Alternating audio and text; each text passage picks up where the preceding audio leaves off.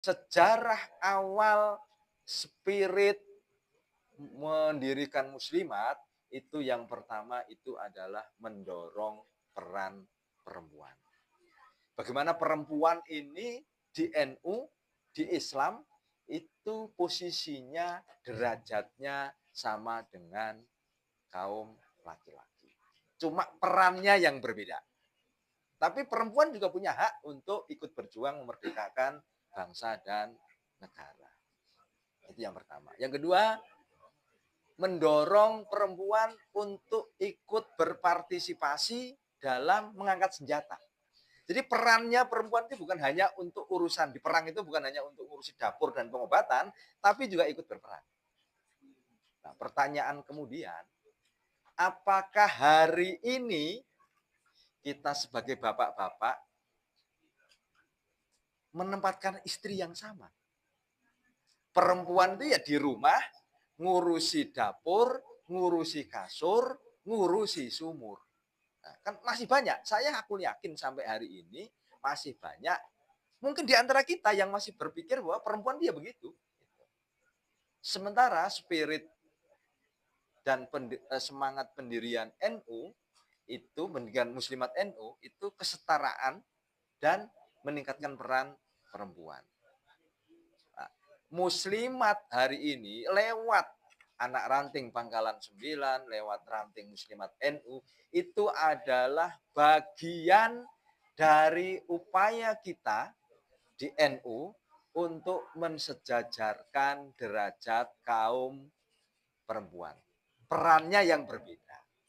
Mungkin kalau bapak-bapak peran ngajinya tiap malam, ibu-ibu ngajinya cukup seminggu sekali.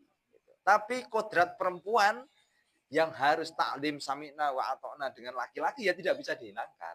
Ya. Karena apapun surga perempuan itu kan di suaminya. Tapi kemudian apa suul adab kepada suami itu ya tentunya tidak boleh. Makanya hadis Nabi itu kan pada saat perjalanan Isra Mi'raj di Kanjeng Nabi diperlihatkan hampir sebagian besar pengisi neraka itu adalah kaum perempuan, karena perempuan ini istilah kasarnya durhaka kepada kaum laki-laki. Jadi muslimat kita hari ini bukan dalam konteks untuk menempatkan ibu-ibu, istri-istri kita agar durhaka kepada laki-laki, NU-nya, tapi agar melalui muslimat peran ibu-ibu itu derajat kesetaraan dan perannya menjadi seimbang dengan laki-laki. Karena Karena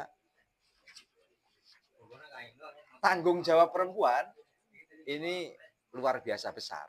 Ya, makanya saya selalu menyampaikan dan saya sering menyampaikan kepada ibu-ibu di muslimat, ngaji di muslimat itu anggap aja hiburan batin, hiburan rohani dan hiburan jiwa. Karena di rumah ini perempuan luar biasa ngurus anak-anak, dari mulai anaknya belum bangun sudah harus menyiapkan sarapannya, anaknya bangun harus memandikannya, anaknya sekolah harus menyiapkan bekalnya, anaknya berangkat sekolah nganter anaknya, pulang pun masih harus jemput, di rumah pun masih harus bercengkrama dengan anaknya. Luar biasa, gitu ya. Makanya saya selalu ngomong, ngaji di muslimat anggap aja itu bagian dari wisata rohani dan wisata batin. Jadi ngajinya ya jangan bikin pusing. Ngajinya jangan bikin pusing. Kalau ngaji tambah pusing ya gak usah ngaji. Ya ngapain ngaji? Ngaji itu niatnya di rumah ibu-ibu ini udah pusing, nanti suaminya pulang nggak disiapin teh, ada yang ngambek, gitu ya. Kurang bikin kopinya kurang manis, ada yang ngambek, kan luar biasa peran perempuan ini. Nah, di muslimat ini alhamdulillah kita sudah berjalan dan ini bagian dari cara agar menempatkan kesetaraan dan peran ibu-ibu. Nah, apakah kemudian kita memperlakukan istri yang sama? Ya monggo, ayo kita kembalikan kepada diri kita. Kalau saya pribadi, saya orang yang tidak pernah melarang istri untuk beraktivitas apapun selama itu positif.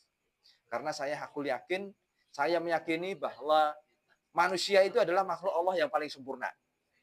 Karena manusia itu makhluk Allah yang paling sempurna, saya tidak punya hak membatasi kesempurnaan istri saya yang sudah diciptakan Allah secara sempurna dengan cara melarang berkegiatan, melarang beraktivitas, melarang bekerja. Itu saya nggak bisa kalau begitu. Karena apa? Karena memberikan ruang dan kebebasan bagi istri untuk berkegiatan, bersosialisasi, ngaji, dan lain-lain, itu adalah bagian dari rasa syukur saya karena Allah menciptakan istri saya dengan kesempurnaannya. Tapi ya aku yakin tidak semua orang memiliki cara pandang yang sama dengan saya. Nah, semuanya punya argumentasi, punya punya preferensi atau alasan masing-masing lah. Monggo. Yang penting jangan sampai kemudian kita menganggap perempuan itu hanya urusan dapur, kasur, dan sumur. Tapi perempuan itu punya hak yang sama lah, punya derajat, punya hak yang sama dengan kita, hanya perannya yang berbeda.